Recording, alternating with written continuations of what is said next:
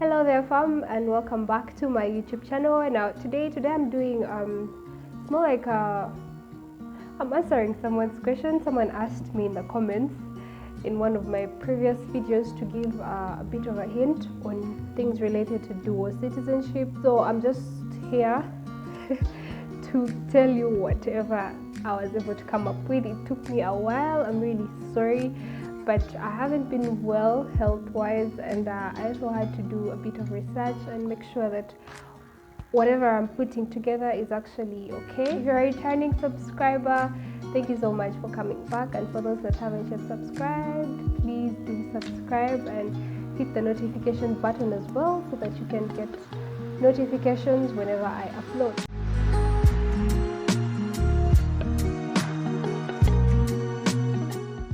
So dual citizenship means having citizenship in more than one country.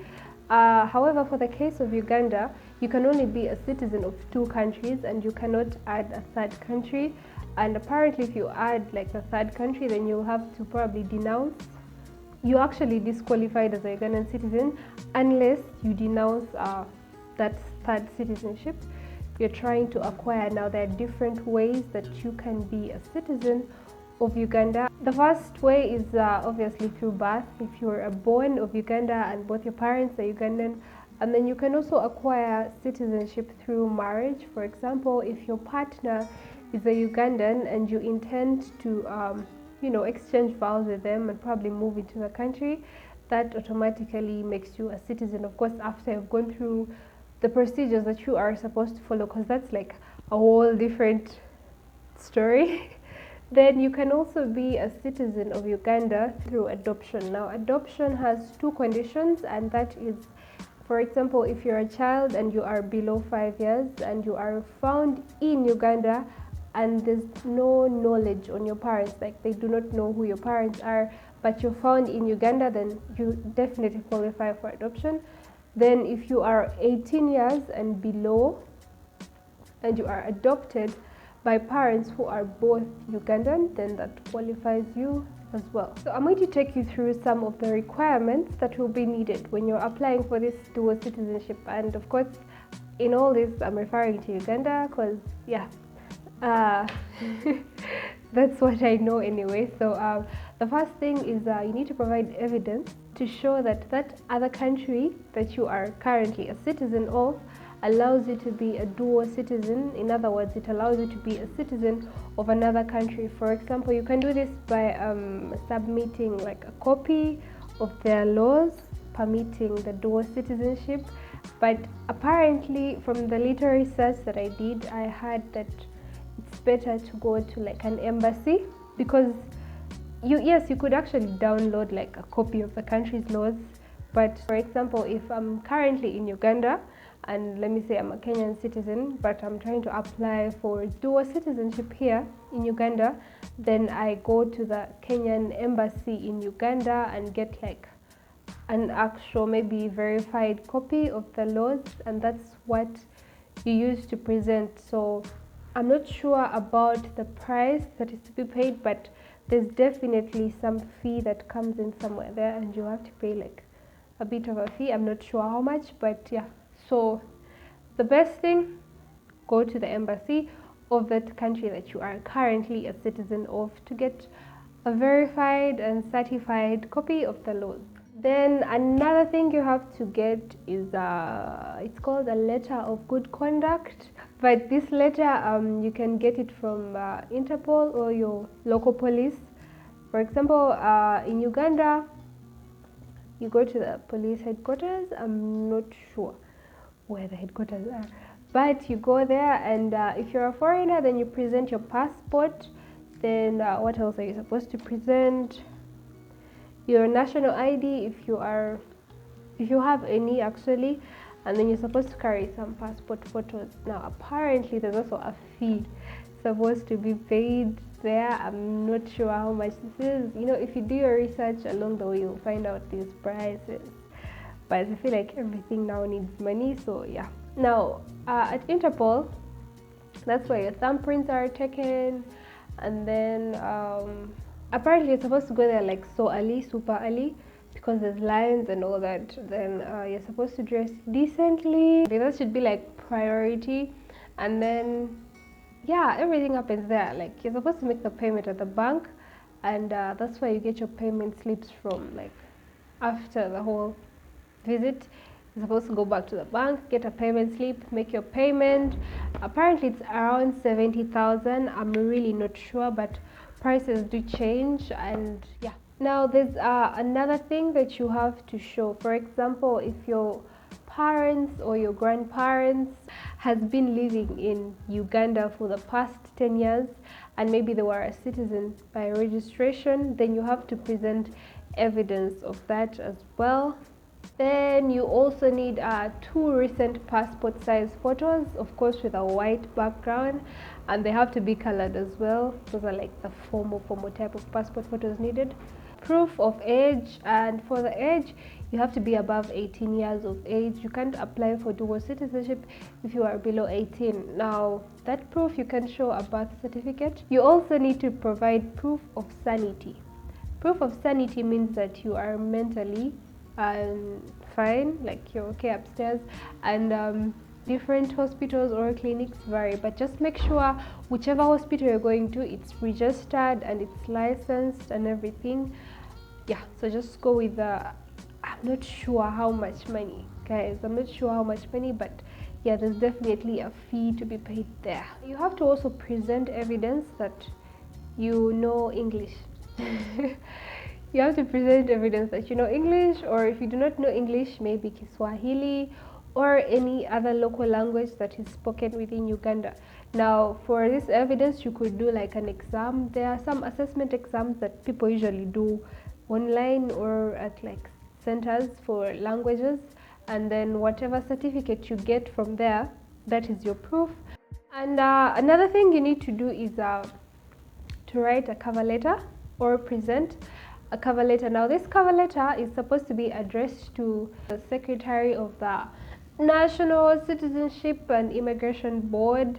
Now these letters, they're not so hard. You can just Google these letters and get like something online, copy, paste, then change of course your name and stuff like that. There's so much out there, so it's not hard to come up with these cover letters. Just copy and paste, guys. Copy and paste. I'm giving you good advice.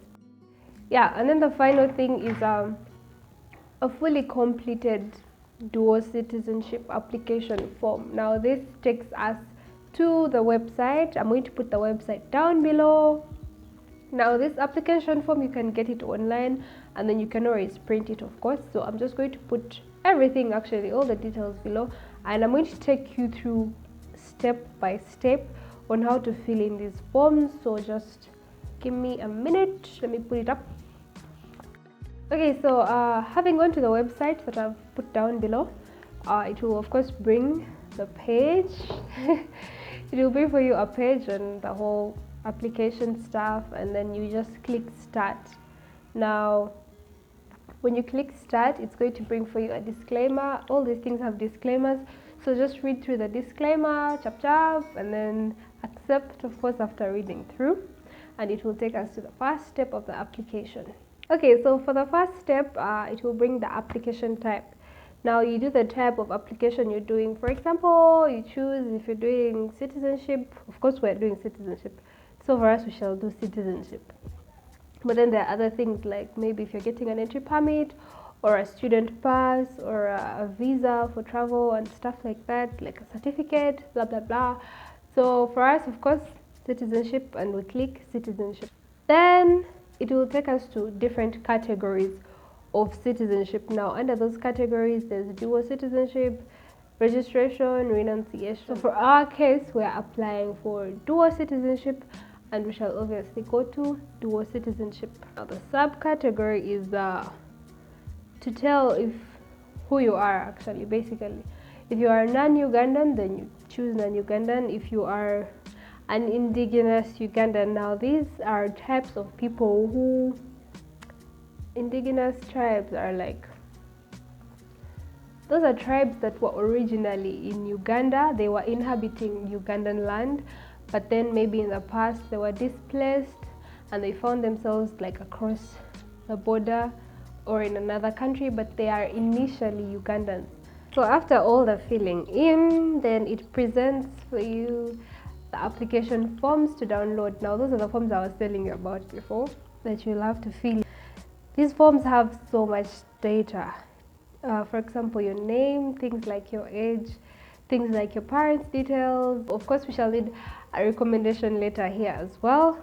Particulars about your current passport, whatever is on your current passport, just copy and paste. Whatever is on your parents' ID, you need to present some of those details as well. So if your parents are close by, of course, then you just ask them for their details. Then there's also a part that asks for any criminal background or any criminal records.